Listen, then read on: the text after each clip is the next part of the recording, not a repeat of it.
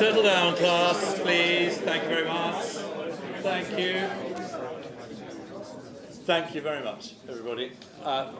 Good evening. Welcome to Savills for another Radley and Society networking event, this time on the subject of AI.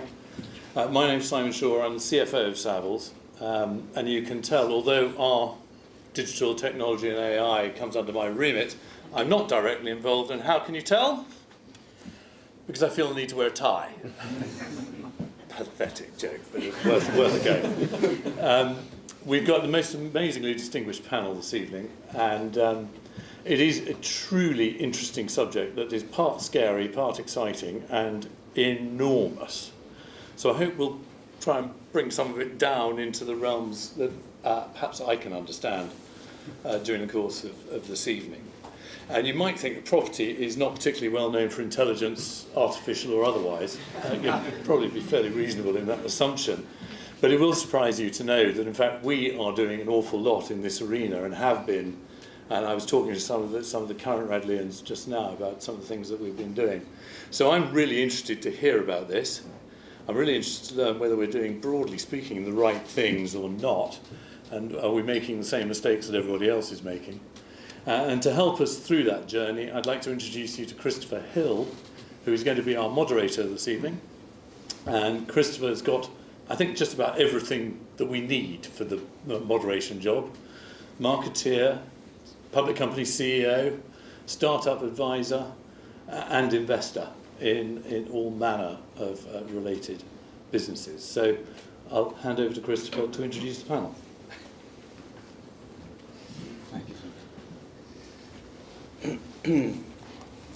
Gosh, you can only go downhill from there. Thank you, Simon, very much. Thank you to Savills for having us here as well. And thank you also to the Radley Society and all the organisation in getting us all here. As Simon says, the panel is hugely distinguished. Amongst us, we have just between 4 and half, I consider myself.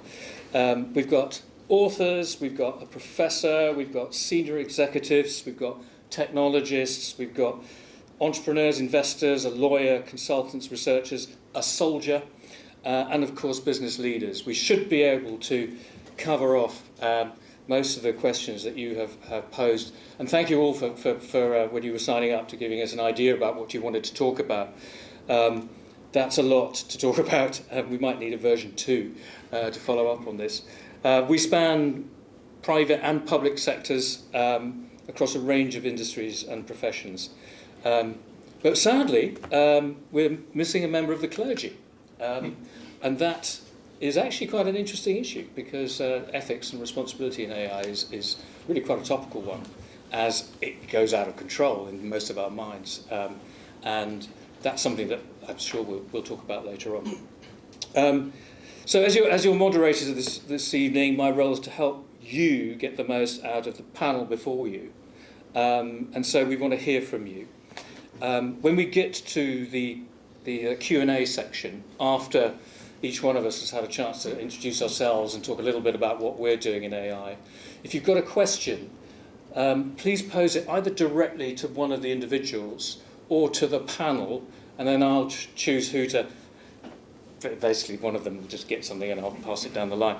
But we have, areas of expertise, and if you're not quite sure who to pose the question to, pose it to me, and then I'll identify. So it should be a very practical discussion today. To your point there, we don't want to get too embroiled in the realms of academia, despite the fact that we have a professor on the panel here, Professor Andy Pardo. And because we've also got Andy Yeoman there, we're going to be calling him the Professor all night, and he seems to be quite happy with that. And Charles and Rob I'll be introducing them in a sec. So whilst we do focus and will focus on the practical applications of AI in action, mainly for the benefit of the younger generation here of Radleyans who are contemplating their futures. And it's great to see some boys out there too. Many of the older, of which there seem to be an unusually large amount, generation of the audience today will have probably first been alerted to AI by a sentient computer called HAL, who starred in Dr. Stanley Kubrick's 1968 classic 2001: A Space Odyssey. And HAL, which is a computer that sits in a panel, he turns on the astronauts he was designed to serve, and is totally emotionless and unblinking, and never has a single red light been so terrifying and haunting. It's well worth seeing if you haven't seen it. So, and over 50 years, movies have since provided a steady stream of dystopian visions of the power of AI. Notable example, Blade Runner in 82, Terminator in 84, The Matrix in 99, Ex Machina in 2014. And I think the point of me mentioning these, apart from a bit of clickbait there, is that it reflects, all of those reflected and found an existential anxiety about AI, about whether it is to be trusted and embraced or is a threat to the human species. This will be a theme I'm sure we'll address. And yet, over the past decade, our day-to-day lives have become completely intertwined with technology, that it's hard to know where we end and the computer thinking begins. And then fast forward to 2022, boom, ChatGPT comes along from OpenAI, and generative AI is introduced to the mainstream masses along with a huge ecosystem of practical apps. The floodgates truly opened, pretty much for everybody. You'd be hard-pressed to have ignored it at that point. And it was reported that ChatGPT reached 100 million users in just 2 months, and it took TikTok 9 months to reach that milestone. Quite outstanding. There was one prominent investor who was obviously seeing a gold rush here. He's an American venture capitalist and philanthropist called Ron Convoy, and he described it as one of he's also one of Silicon Valley's super angels. He described ChatGPT as very arguably the most significant invention of our times. We've been through the PC era, the Google search era, the social media era, the Amazon era, but this tops them all. So there's a lot of hype and a lot of expectation out there, and people are investing, an awful lot of time, yes, but also money, projecting, betting on the future. And so for the tech investors amongst us, and there are a few, no doubt, who are tracking and following NVIDIA, which controls about 80% of the high-end chip market, achieved a market capitalization of over 2 trillion, making it Wall Street's third most valuable company behind Microsoft and Apple. In one day in February, the company added 277 billion in value. And apparently it's risen since the beginning of the year, something like 70%. That would have been a good bet. Anyway, that's just a little bit of a warm-up and scene set. On my own career journey, I've been building businesses in various commercial roles for big and small companies. Throughout my career, digitization, data proliferation, communications, workflow automation, and machine learning technology have had huge impact on my area of expertise, which is sales and marketing. And staying abreast of technologies is something that we've all got to invest a lot of time in, always have had to, but now probably more than ever. And that's a theme I'm sure we'll build on. In terms of my area of expertise, think in terms of the algorithms powering programmatic, hyper-targeted advertising on social media platforms like Facebook and Instagram, the powerful product search and highly automated Amazon e-commerce, retail experience, the video commerce now driving TikTok, and the proliferation of chatbots, which we see on every website, and customer service functions now taking avatar forms, to name just a few examples in my area. In a very, very short period of time, AI is enhancing all these platforms to generate and produce outstanding imagery and written communications and media, and analysing exponentially larger amounts of data to be more networked, more responsive to market trends, and more personalised to customers and shoppers in real time. I'm involved actually in 2 businesses which are applying AI.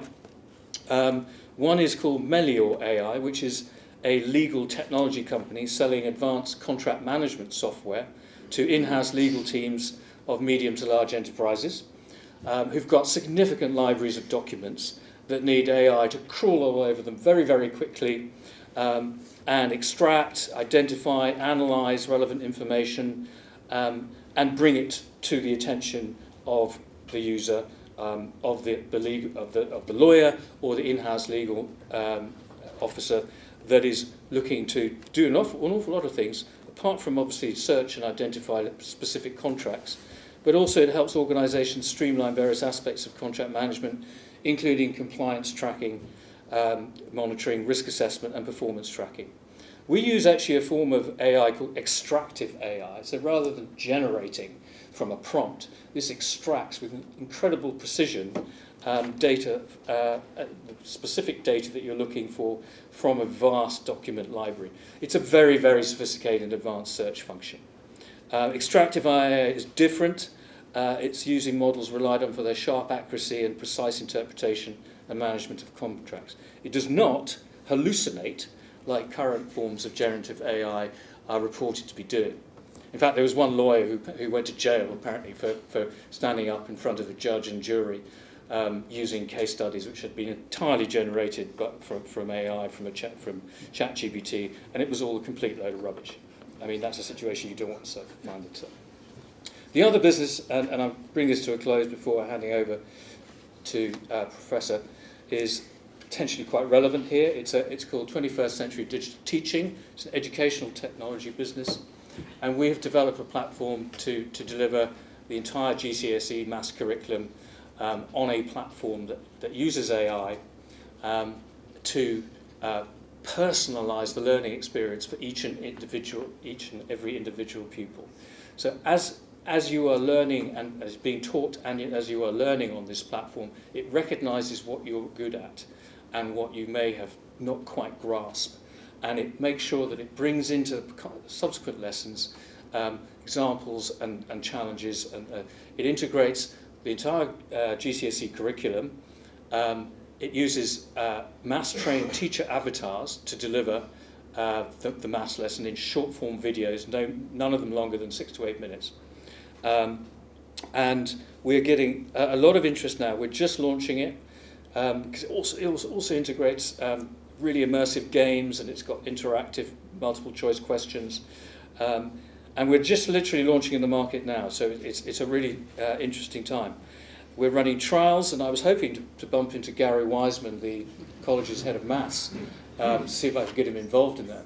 But I have noticed that Richard Grice is in the audience today. Is that you? Where's Richard Grice? Because he's the head of digital teaching at Radley, and I want to speak to him afterwards. And more to the point, we're raising money now to roll it out to schools across the UK and internationally. So if you're an investor in edutech, I want to talk to you. Sorry, I've taken far too much time there.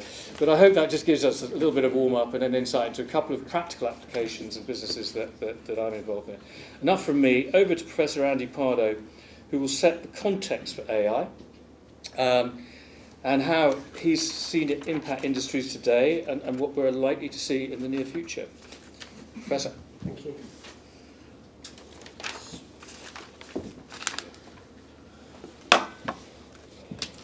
Right, so good evening everyone. Thank you for the intro and the opportunity to speak to you today. So yes, I'm Andy Pardo, Professor of AI from Warwick University. I chair the Deep Tech Innovation Centre at Warwick, and I also run my own tech consultancy, so I help businesses from startups to PLCs, both with their strategy, so helping them to understand how they might use AI in their business, but also helping them on the implementation as well. So I have a team of data scientists that work on different projects. And as you could imagine, we've been very busy over the last couple of years, so we've gone through quite an interesting period of time. Now, actually, you might be forgiven to think that AI just kind of happened last year, but actually it dates back to the 1950s, and so we've been slowly sort of building the capability around AI for the last 70 years or so. What I like to do is to draw the parallel to electricity. So it took us 100 years to understand the basics of electricity, and then another 100 years to fully master it. So while we're all super excited about what AI is doing today, we're still in the infancy of what AI can truly do. And I think what we tend to do, there is a lot of hype about the technology, and we tend to overestimate the level of intelligence in these technologies. From my perspective, there's a whole range of intelligent capabilities that we need in order to get to the moonshot of AI, which is what's called artificial general intelligence or superintelligence. So that's what the industry is trying to move us towards. But actually, when you look at all of the potential capabilities that humans have as intelligent beings, we've got everything from learning, reasoning, understanding, common sense, emotions, creativity. Now, what's happened over the last 70 years, we've been very focused on learning as a capability, and sort of over the last few years, we've now sort of moved into the creativity and the generative capability around the technology. But there's still a vast gap of all those other capabilities that we need to sort of build in order to get truly robust intelligence that is of a level to human intelligence. So while there's lots of excitement and people are saying, oh, we're much closer to artificial general intelligence now than we were maybe a few years ago, I believe there's still a very long way to go. And I think the fact that generative does hallucinate and sort of generate random facts is part of that sort of challenge that we have. And I think what happened last year with generative and ChatGPT, we saw the art of the possible. And I think we've gone from very narrow applications that just do very specific individual tasks to a general purpose AI that can do everything from writing poetry to writing code and everything in between. And I think that's a big sort of shift in where AI is, and we're seeing true utility in the technology. And actually, I believe we're living in the most exciting time in our human evolution, because for the first time, we've been building technology that can do specific tasks better than humans. And I think that, when you think about that, that's really impactful. And actually, it started in 1997 with IBM, whose actual letters are one shifted from hell. So that's an interesting sort of factoid there for you. But IBM's Deep Blue beat Garry Kasparov at chess. Now, what's interesting about that is the AI that was part of that solution or that system, we would not now consider to be AI. So this is the wonderful thing about AI, and the reason I as a technologist got really excited about AI as a technology is because it constantly moves. It's basically the most advanced technology we have, and it keeps changing all the time, and that's the fascinating thing about the technology. So 1997 with Deep Blue, we then moved on to 2015 with a competition that was called ImageNet. And what this did is it used a whole range of different images, and it used AI to try and identify objects in those images. And we had an average human ability to recognize those images, and so we test different algorithms against that. And in 2015, the algorithm was better than the average human at identifying objects in images. And so that's another example where the technology is getting better than humans. And then we had, in 2016, we had DeepMind with AlphaGo and beating the sort of Go master. And there was an interesting move in, I think it was the second or third game, where the technologists behind the system thought the system had gone wrong, because it did a move that was just unhuman, essentially, that no human would make that move. And it was only as the game developed they realised what a genius move that was, but at the time they thought the system had gone wrong. So again, this is sort of showing the capability in that sort of superhuman level, essentially.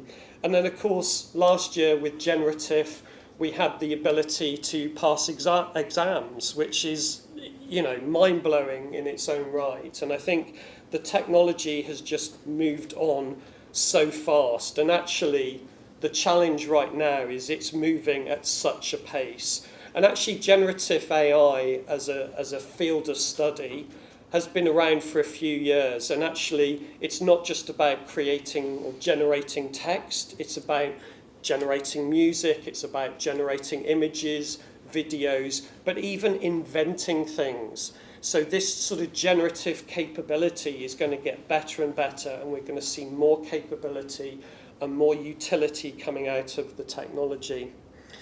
And actually what's happening, we're in this accelerated digital transformation phase where every business is looking at how this technology can give them an advantage. So whether that's productivity gain or whether that's new functionality, but it's happening in every business, in every industry, all at the same time. And this is why it's so fast and furious at the moment. Now that might sound scary, but actually this creates lots of opportunity and lots of new roles, lots of new opportunity. So there's lots of new roles that have been generated over the last few years. So the term prompt engineer was a brand new role that came out at the beginning of last year. No one had heard of prompt engineering before, but there are now people earning money as a prompt engineer, and that's an amazing thing. And there's all sorts of other roles. There's ethics officers, there's AI trainers, there's chief AI officers. All of these are new roles. Now, that's wonderful, but the opposite end of the scale is we are all going to have changes in our working life. And what that means to me is we will have digital assistants, AI agents, helping us with our day-to-day work. Regardless of what role we do, we will have a mini-me, basically, helping us automate the mundane, do all of the jobs that I don't really want to do, so I can focus on the more interesting, creative, innovative bits of my job, essentially. So you will all work in an environment where you will have these tools available to you to help accelerate your ability to do your job. And if there's one piece of advice I can give you in your careers, it's embrace the tools that you can use to help you accelerate yourself and become superhuman. So there's lots of talk at the moment of how you can use these technologies to become superhuman. And by that, it just means increasing your productivity in your day-to-day work. And this is a fascinating time to have that ability, essentially. The technology obviously is a huge focus, but it's also about the people and the process. So there's lots of change happening in the workplace where we're getting new capabilities, new functionality happening, and it's disrupting businesses as well. So many businesses are having to look at how they innovate, how they use this technology to deliver better services, better functionality to their customers, but to give a more personalised service to their customers as well. So the technology is really allowing personalisation at scale, and we're going to start to see more and more of that happening. So the companies that you interact with will understand you at a very personal level and know how to interact, know when to interact, know what tone of voice to interact with you. All of these things are starting to happen and really sort of creating that sort of level of personalisation. Now, the interesting thing is the technology is becoming more human in the sense that you can talk to computers now, you can interact in a very natural way. And what this does, it means that we don't need to program computers anymore. We just need to interact. It's very Star Trek-y in the sense that you just ask the computer to do something and it goes off and does it. And this is a very interesting way that makes the resistance to interacting with technology a lot lower, and it means everyone can interact and use technology in a much more natural way and an easier way. And I think that's a wonderful thing, because when I was growing up, the only way to interact with a computer was to write lines of code, but we don't need to do that anymore, and I think that's a fascinating change in the workplace as well. I think the other thing to sort of just highlight is that the skills that we need in the workplace, it's not just about being technology focused. I think we're going to need more people that are very creative and innovative.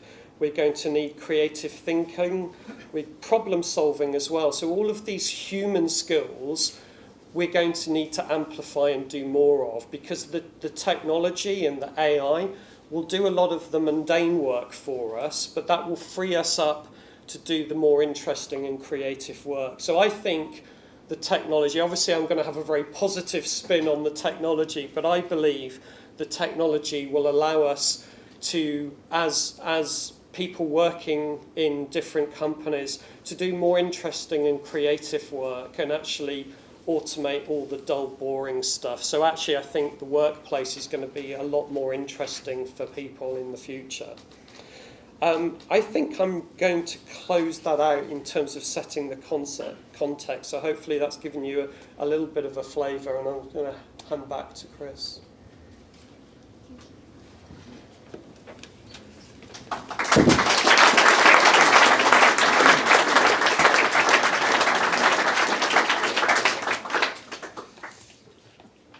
Charles, do come and join us or introduce yourself. No, you don't need to move. Right. Stay where you are. I suppose I should sit up a bit so I don't keep in the back. So my name is Charles Towers-Clark. I do a number of things, one of which is I'm a contributor on Forbes on the subject of AI. I generally try and make sure I do an article about once a month there. 6 years ago, I wrote a book called The Weird CEO, which may come up later, but actually the professor has basically said everything I said in that book, so there's not really much more we need to say on that. I sold my business, which was an IoT business, 3 years ago, and I will talk a bit further about that, but as a result I ended up deciding to do a doctorate.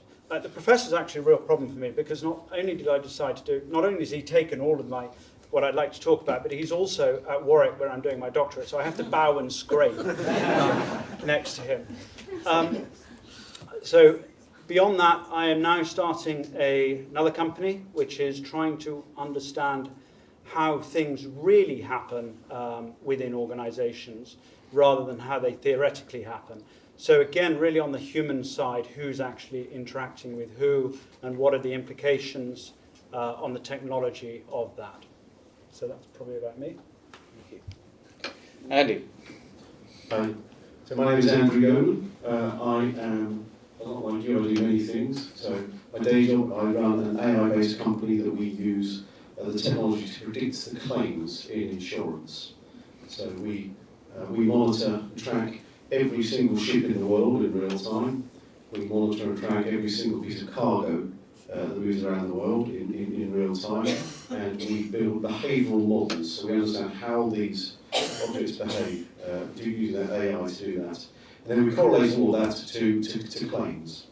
And then we sell that technology, I've got lots of P's in the sentence, to help place, price, predict and prevent risk. That can go wrong quite quickly. I also run another company where we use AI to manage complex environments. We talked about this earlier, sort of shopping centres, train stations, airports, etc. Unique environments because they're incredibly expensive assets, ostensibly run by sort of, unfortunately, low-paid workers. So it's a bit of a challenge as to how you manage that and engage people. And I also am an investor in working with a business which uses AI to create personalised storybooks that encourage people to take up sport. So in the coming weeks you'll see that you'll be able to go into Smith's and you'll be able to buy a book for Team GB, which you have personalised with your avatar and your story, etc. And that will be created by this company. So you'll see a lot of that coming out. As it relates to AI, I've been pondering, and I'll see if this works or not. Okay? Pondering how I would describe AI. I've described AI as a bit like a teenage boy. And boys you have to work with here. So it's clearly come a long way. It clearly has lots of potential. It works really well with computers. It's going to be the future, and occasionally it makes stuff up.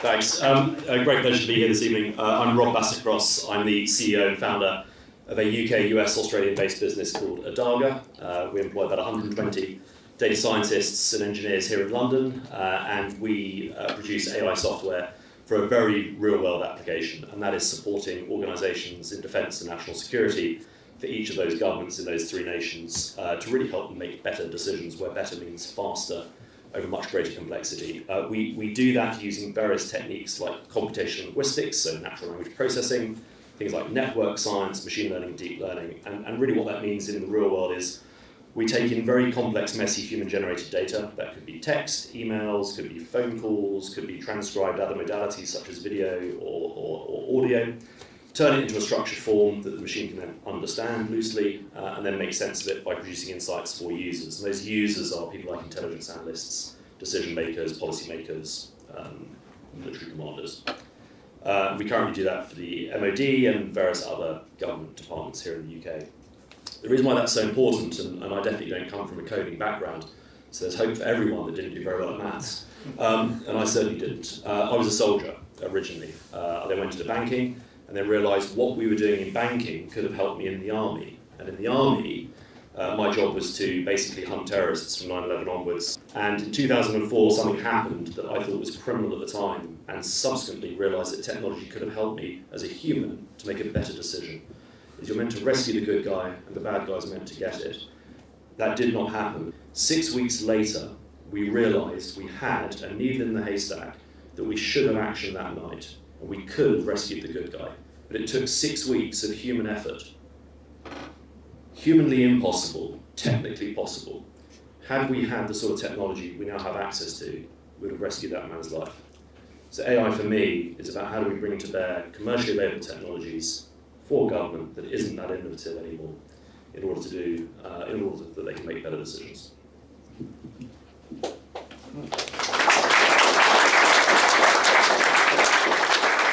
Thank you very much, panel, for your intros.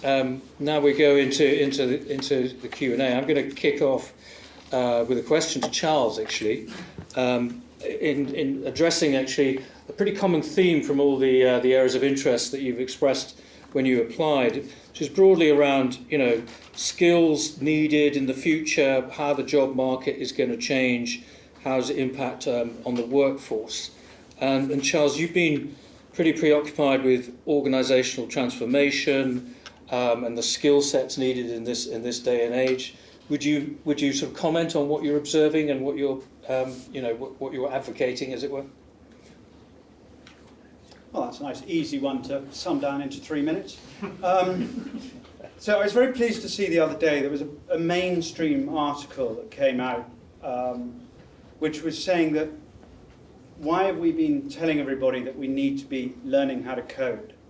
And the reason why I was pleased to see it is because I've felt for a long time that actually we don't need to know how to code. What we need to know is how to ask questions, and that's exactly what Andy just said. So the fact that that's now coming into the mainstream, I think is great. I said I was going to talk about the business I run. One of the things I did in my business before I sold it, I tried to do a change to try and get people to be ready for AI and to be taking initiative, taking responsibility and things. And so one of the things we did was to allow people to choose their own salary. And last time I was here, thank you, Caroline, one of the gentlemen who was, I hope he's not here tonight, one of the attendees came up to me afterwards and said, "There's no way I'm going to be letting people take choices like this." And I said, well, let's have a whiskey in 6 years' time and see how you feel about that. And what I'm focusing now on is the need to understand how we get people to think differently and all the things that Andy said, be creative, be adaptive, etc. And that comes from, yes, you need to find people who are like that, but secondly, you need to create organizations, in my view, you need to create organizations where the structure is such that you can do that, rather than creating organizations where you're stopping people to be proactive. Further thoughts on that?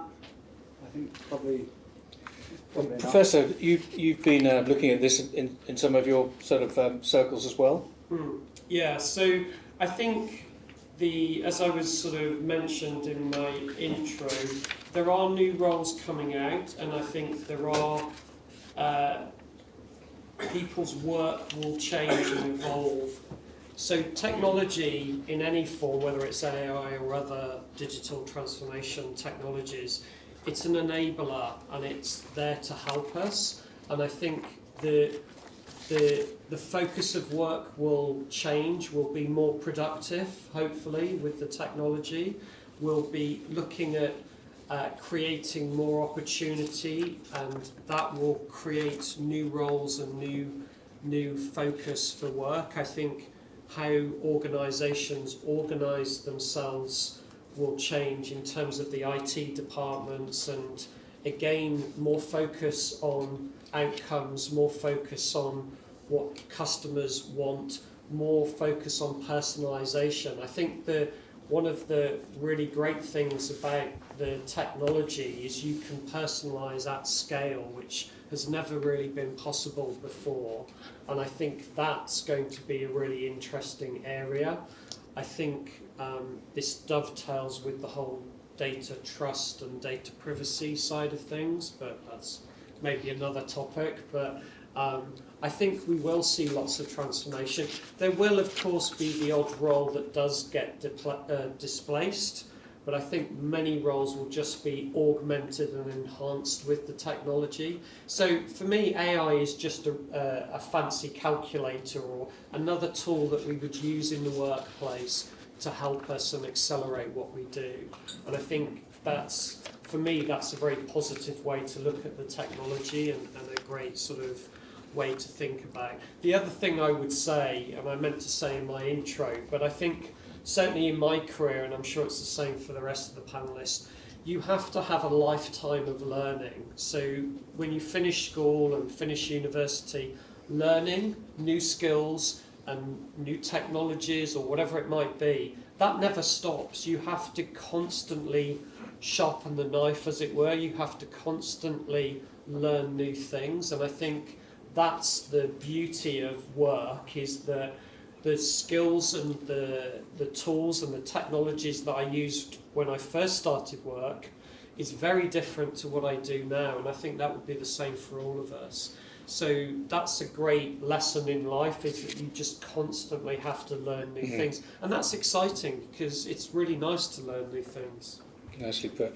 Hey, let's open up. Whoops, nearly went there. Open up a few questions. Do we have anybody want to bring in a question? Yes, young man. And who would you like to address? I don't know the panel itself. Okay, I get to choose them. Okay, so given about the new introduction of generative AI models like large language and sort of thing like that, there has been some legalities flowing around of using online images as training data.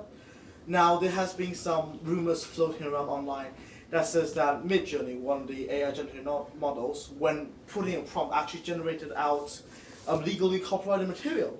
And so there has been a big debate about, okay, if we know that this AI can generate stuff, whatever we put in, right, but how can we deal with the training data? Because there has been many things going around about people saying that it's not right to just take images, you post it online and says, look, we're going to use this to train our AI model, and so whatever we generated here, you don't get no copyright to it. So this applies especially with things like artwork, right? It's like, now Midjourney can generate artwork with specific prompts, which then prompt some questions of, does this have copyright? Like is it copyright protected? And so on and so forth. So I just want to ask the panel, like, what do you think about the legality of large language models using training data from online? Like, should this be, like, should we use some sort of other things? Should we get the image or this consent to say, look, I'm going to use this for training and so on and so forth. What do you think about this? I think that's definitely a question for the professor. But there's two issues in there. There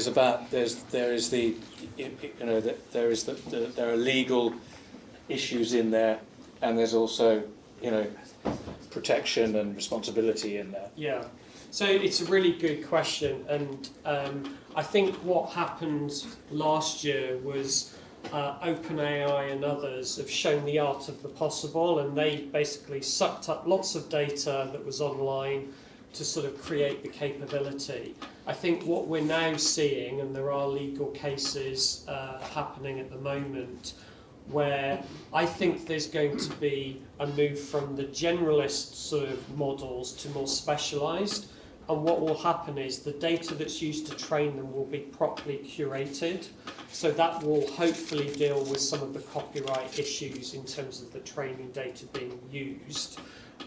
So I think we'll start to see more of that happening. Unfortunately, the genie is a little bit out of the bottle, so we've kind of already got things that have used copyrighted data, and there are people sort of saying, I want my data removed, and there's actually active research on a technique called unlearning. So rather than having to retrain these very large models from scratch and removing certain data, you can continue the learning but unlearn certain pieces of information. So that's seen as a less computationally intensive approach to remove certain training data from certain models. So I think you've got that as an issue that will be looked at, and I think OpenAI are having to pay large sums of money to license certain data sets from certain publications, etc. So those things are already happening. Good. Rob, you're dealing with a lot of very sensitive data. Perhaps you'd like to comment on that as well. Well, I think your question is an excellent one, because it slams together one of the biggest, trickiest problems within artificial intelligence, which is ethics and legality. And for the first time ever, we're really seeing those two things come together and become so intermingled that it's very, very difficult. I think the UK approach, by taking this sort of very middle way, is probably the most mature approach in the world, but we're behind the rest of the world in how we're actually legislating for this. Two other sides. One is, you've actually highlighted this you recognise the problem. So I think generationally you're going to find there's a responsibility and an understanding of, you're going to really understand what you put out there, first and foremost, because it could just be used. You're then going to probably protect that a lot more, and I could absolutely see a world where we use the blockchain to actually maybe verify the authorship of certain things, and that's going to be from handset upwards, and you're going to therefore say, this can be released on WhatsApp or whatever, and you're going to be the decision maker on that, so you're going to have a responsibility. And then most companies now in this game have and I have something called a responsible AI committee, that in governance terms can go above my head, everything from model training all the way through to data sets, all the way through to people we sell to. They can go above my head to my chair and decide against something I've done at model level. So hopefully situations like that mean we're not producing models that have been used on unverified or hopefully unethically gained data. Very good. Yes? One of the things that is revolutionising is AI in transport, so things like implementation of self-driving cars, and I think there's a general trend towards automising transport. But there is a problem where the rising cases of conflict, like real-world conflict, is going to hamper transportation around the world. And I do think if we're going to be automising transport, currently with AI, how are we going to protect these transportation links in that respect? Did everybody hear that question at the back there? It's specific to the transport sector, and what are the risks and how AI is basically either helping or endangering that particular part of the world. Would you like to answer that too, Rob? Well, I think self-driving cars are a case in point here, but what we're forcing AI to do is actually solve a wickedly difficult problem that we're actually quite good at. And we're forcing AI to do it on a system that we have designed. So the British road system, for example, is a wickedly complex thing that even we find quite difficult to navigate. So now you're getting a model to try and do something with about hundreds of thousands of different inputs at any one time. So I think when it comes to transportation, the problems you're seeing in Silicon Valley with the self-driving car industry, I think you're probably going to find it's going to be easier to automate things like air travel. It's going to be easier to automate things like shipping lanes and containers. railways, the tube, doctrines like railway, you're going to have these very, very simple, simpler to confine systems that you could foreseeably see a model taking a ship across the Atlantic. But a road system, which is where everyone fixates upon, is just very, very difficult. And we're trying to replicate something that a human is actually not that good at either sometimes. And we want a responsibility and safety level that's higher than a human. That's just unfeasible at the moment. Any other questions out the back there? Sir, in the blue top. Hi. So I want to ask about the pace at which we're moving. So we've seen in the last year everything took off because of ChatGPT, right? Or at least, I know AI has been around for a long time, but we've had sort of more simplified versions of machine learning, etc. But ChatGPT took off because it was a large language model, and there was a lot of content, a lot of data to fuel it, right? So it suddenly people were able to actually see what it was able to do. My question is more around the limitations of moving forward with AI based on that data. Because it's one thing if you're doing something creative, because there are lots of pictures that online that you can use and lots of articles you can use, but it's actually within organizations.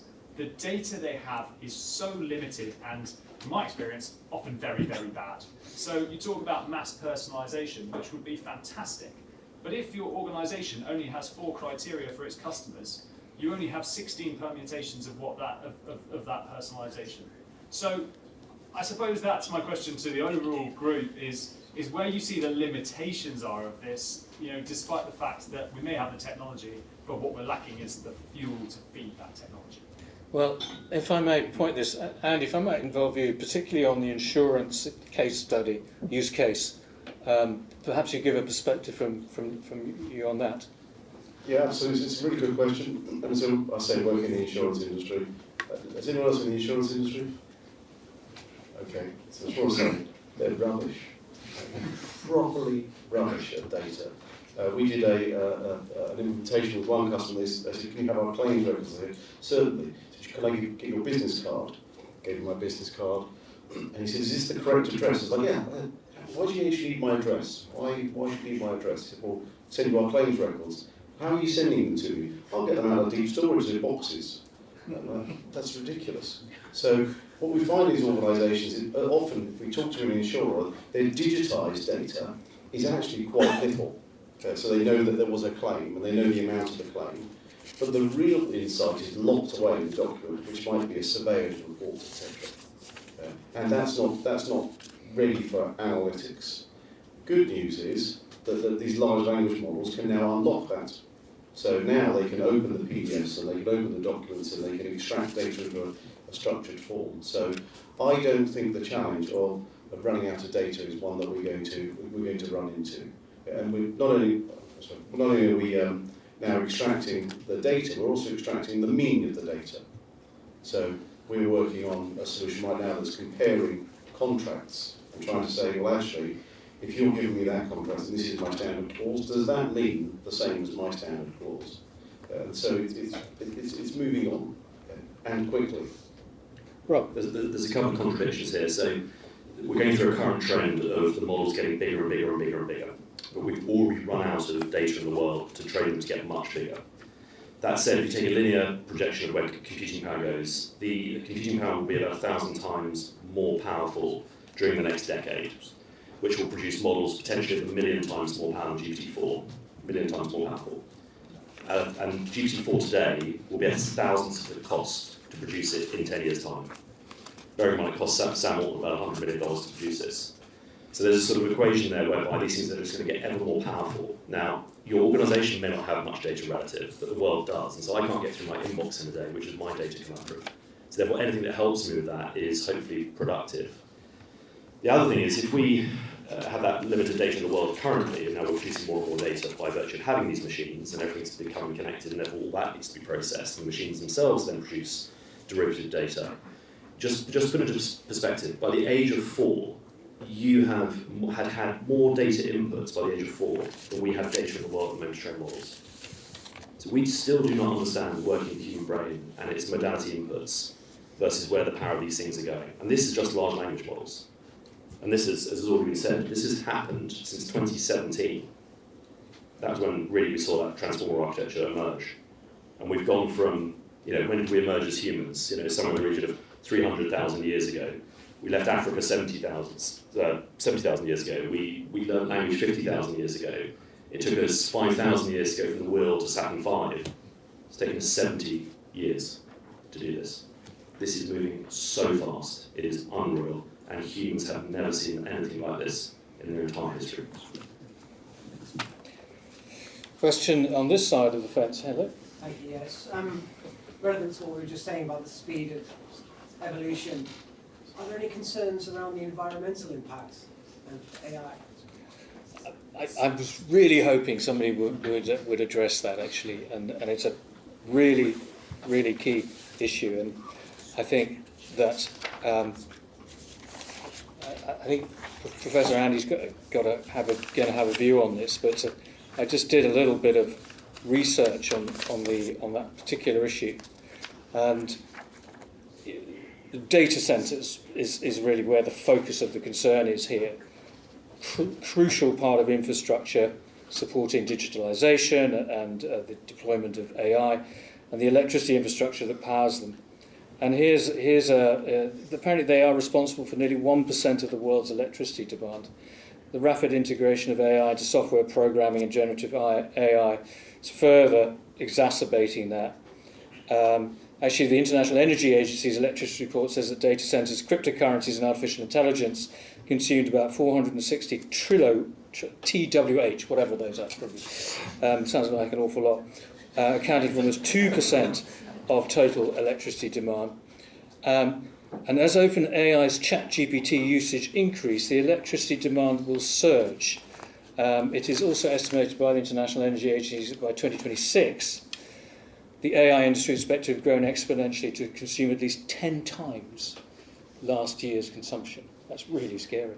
You've probably got a view on that as well. Yeah, there's a few things to sort of highlight. So Microsoft, a few years ago, I went to one of their conferences. They're exploring using synthetic DNA storage, and this is fascinating for two reasons. One, they can compress an entire data center into a cabinet in terms of the actual data storage. And DNA is, because it's part of us, it's a format that we will always be able to read and always want to be able to read. So using synthetic DNA will help compress all of the data that we're creating. And the challenge is, every year we're generating more and more data. A lot of it we're just storing and not using. I mean, I've got probably thousands of images on my phone and they're just sat there doing nothing, right? But quite happily just filling up cloud storage with all of that. So there's the data storage. There's the other interesting thing. So IBM, again, a few years ago, set themselves a grand challenge to try and create artificial intelligence with the same energy level as the human brain. So that's an interesting grand challenge there. And then I think there's, when you look at AI from a sort of macro level over the decades, there's always been this sort of toing and froing between hardware and software. So we're in this sort of phase of throwing lots of hardware at the problem at the moment. But I think to the earlier point, the models are getting bigger and bigger, but that can only sustain for so long. We're already starting to say we need the models to get smaller and smaller and smaller, and that's done with smarter software and better curated data and all of these things that will then help reduce the sort of computational load. So it's a bit of a balancing act, but it is, I mean, it's the not only is the training very resource and energy hungry, running all of these are very hungry as well. And I think we're in a funny period where the sort of OpenAI and all the cloud platforms, they're getting us hooked on the technology at a discount price, and eventually they're going to have to say, there's no more investment money coming in, you've now got to pay for this. So I think that will then force the issue more. But it's a really interesting question and an active area of research in many areas. Yes, over there. Can I ask a follow-up to that? Sure. Linked to the last question. The southern Norwegian data centres are all linked to the European grid. following the Ukrainian invasion, the Norwegian government decided to switch off data centres, redirect the power to support Europe. Which begs the question, going forward, who's going to be more important, corporates or governments? Who's going to be more important, corporate or governments, in the hierarchy of One word answer for each. electricity distribution? You've probably got a view on that, Robert. Oh, crikey, Singe. I told you. Look, we live in a free Western democracy with values and standards for a reason.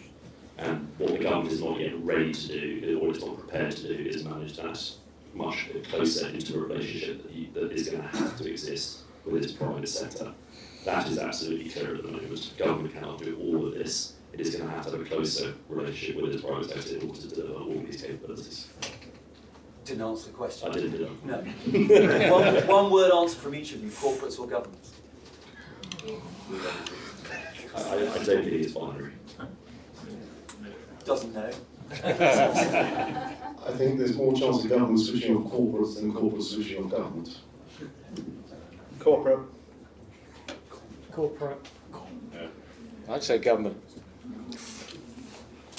Well, that was a good question. How about let's move on from that one. It's far too difficult. Yes, sir. I need a glass of wine before I So my question is regarding cybersecurity. So I currently work at the Bank of England where we're not allowed any AI assistance due to the nature of what you deal with. And you discussed obviously the NID providing a lot of quite sensitive information to an AI tool if it was required. My question is, if these AI tools are getting cleverer and cleverer every single year, how do you see aspects like cybersecurity keeping up with you? How do you see aspects of cybersecurity picking up there? I think that's definitely an expertise of yours again, Robert. But you've probably noticed this already, right? How many more updates are you doing on your Macs, your iPhones, your PCs over the course of the last 6 months? A lot more. It's just been noticeable, hasn't it? The reason for that is we're now creating hacks with models. So these are not hackers coding them. Models are now coding very effective hacks. So the reason why Teams keeps updating is not because they've got better features, it's because it keeps finding vulnerabilities. So we're already in this problem. Machines are able to act quicker than the hackers. So cyber defences are now being powered by various AI.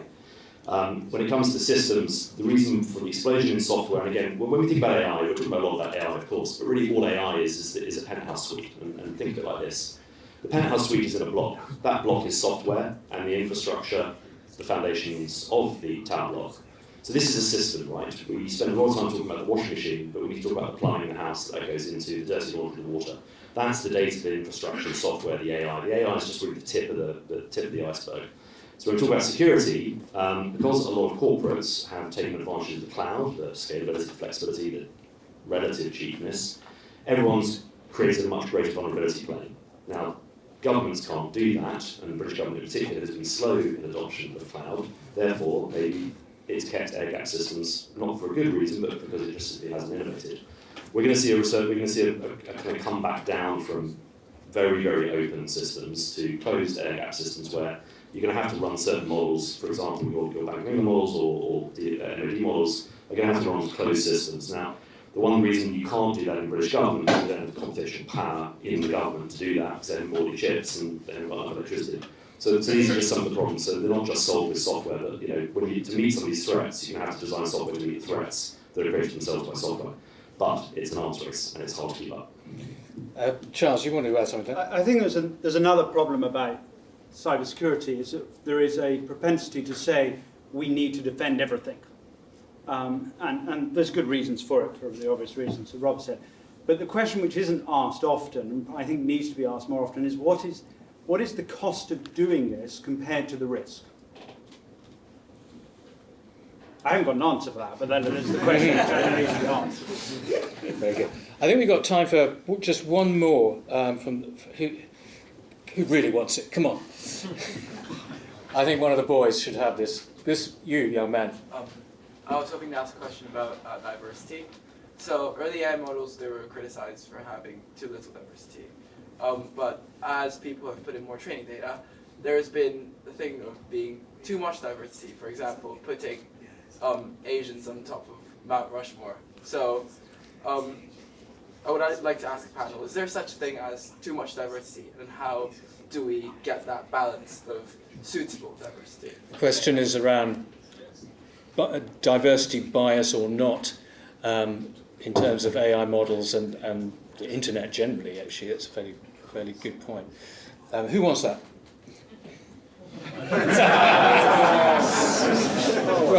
I'm happy to try and take it. I nearly got to warn you, although this is mostly a room full of men, sadly. I nearly got kicked out of some American a couple of weeks ago for giving a speech on AI, where I showed them a model which was based on, the model was trained on the data we gave the model. The model had certain parameters, and then on a probabilistic method it produced an answer that looked human-like in its answer. You ask this model, what jobs should women do?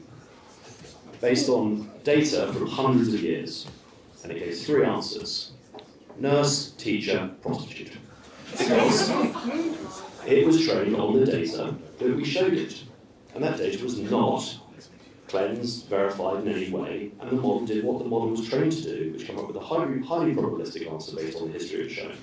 So the responsibility lies on the data, getting it into the system, setting the parameters, setting the constraints around the model, and then what you ask the model to do, the human at the other end.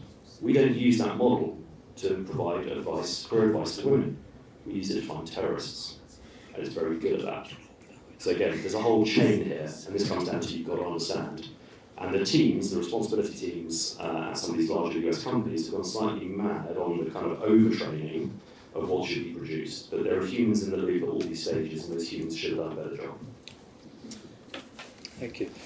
So we're going to sort of transition now into the next phase of the event, which will be the networking sessions, which will be around groups and the numbers. Caroline will explain that in a minute. I just want to just sum up very briefly, if I may. We've covered a lot of ground here. We started with this lovely notion of the super you, of how AI can be your mini me, but also your super you. And I love that in the context of which is it's a very sort of topical description of what's your superpower, and where does AI sort of fit into your vision of yourself as a superhuman, and more to the point, as a superpower. Robert made some extraordinary, examples of how AI literally can save lives, and it's a shame we didn't actually get onto the sort of the healthcare or the medical sector as well.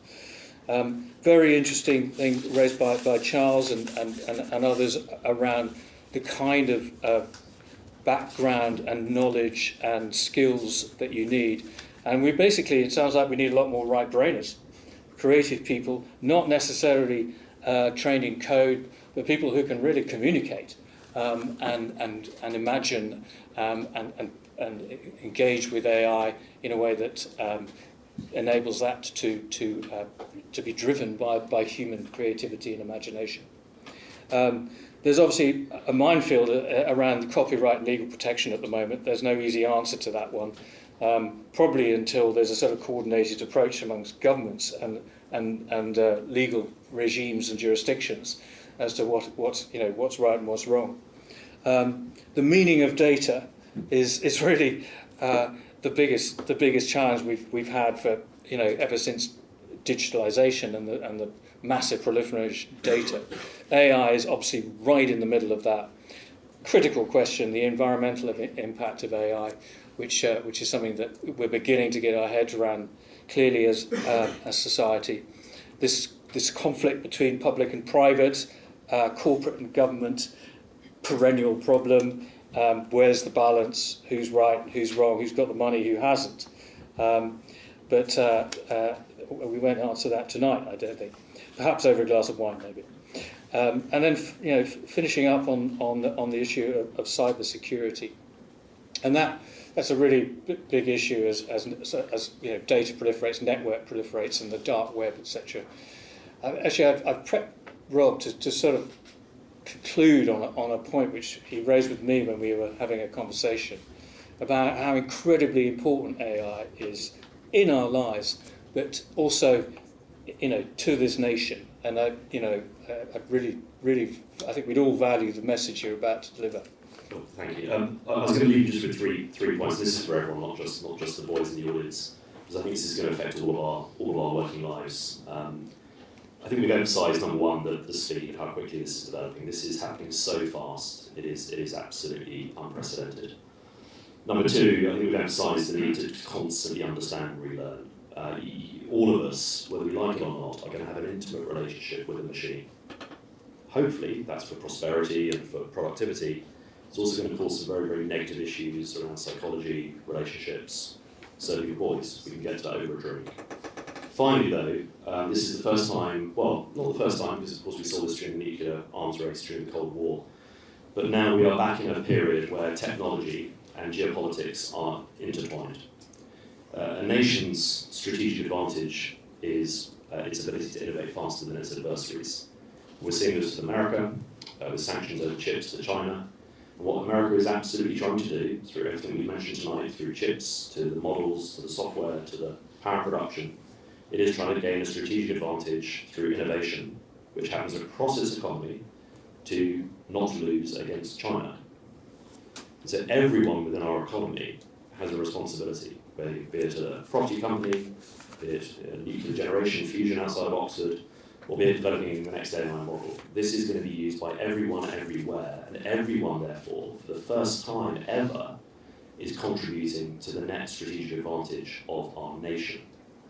So during your working lives, whatever you do using AI, innovating in some way where AI is going to be everywhere, is contributing to the UK's strategic advantage.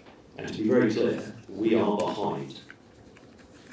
And if we don't want to lose, when losing means losing on a geopolitical, geostrategic level, all of us need to work a little bit harder in our lives, no matter what we do, to make sure we're contributing to that innovation economy and maintaining that strategic advantage. And at the heart of that is this concept of AI power. And everyone in this room will be contributing to it, whether you realise that or not yet.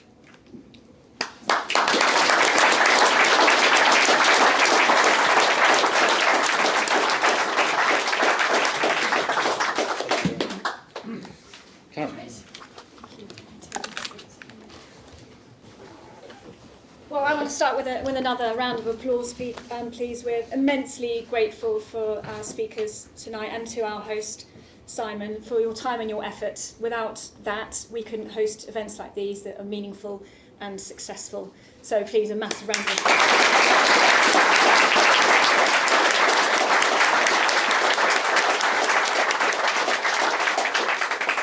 So I'm going to be quick because we're running behind. My name's Caroline Monaghan and I manage the Radley Society, and we run these business networking events to help you foster stronger connections and to cultivate your networks. But the other reason why we do it is to help to build a stronger ecosystem of support for the boys at the college and after they've left the college, because through having a strong network we can give them greater opportunities for career guidance and mentoring, and that's really, really important in this age where human connection is absolutely critical. So with that in mind, I'm delighted to announce our next event is going to be focused on the theme of investment, which is massive, but there's a lot of interest in it. So if anybody in the audience has any specialisms in that area or wants to help me curate an event, because I have to keep becoming a specialist in all these topics, so it's quite difficult. I really need your help. Please do come and talk to me afterwards. I also want to remind you how important Radley Connect is to all of our work and in helping to support the early career pathways of Radleyans.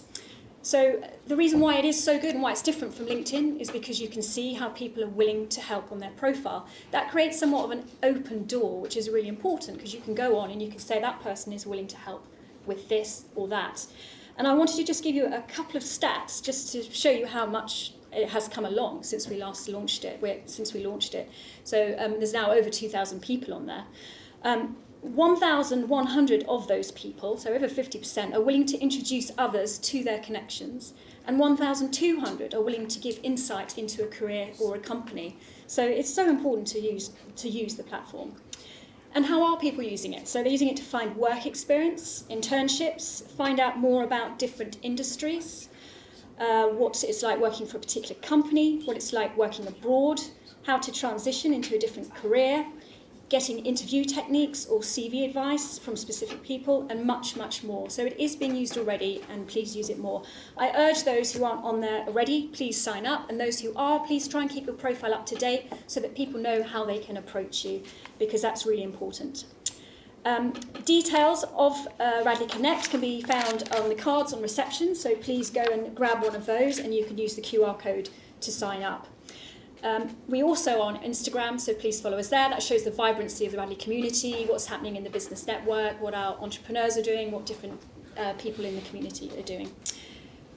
So finally, not only do we want to encourage you all to network tonight, but it's also very much encouraging the boys to network and start to really cut their teeth and learn how to network themselves.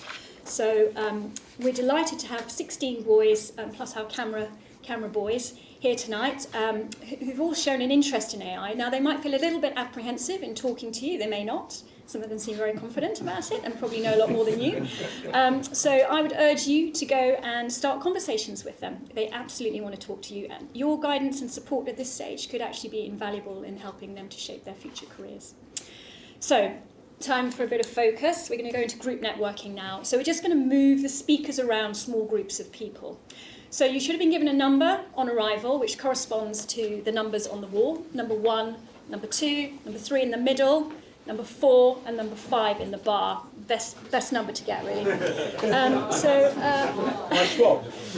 whilst I finish speaking, our speakers will all go to their number, and then we will rotate them around every 10 minutes. So you start there and you stay there. We're just going to rotate the speakers because it's a lot easier. So if you do need to go to the bar before we kick off, then do that. But please do it quickly, because as I said, we're behind time and we want to make sure that you get a chance to talk to all of the speakers, which is why we're doing it. Right, that's it, I think. So go network.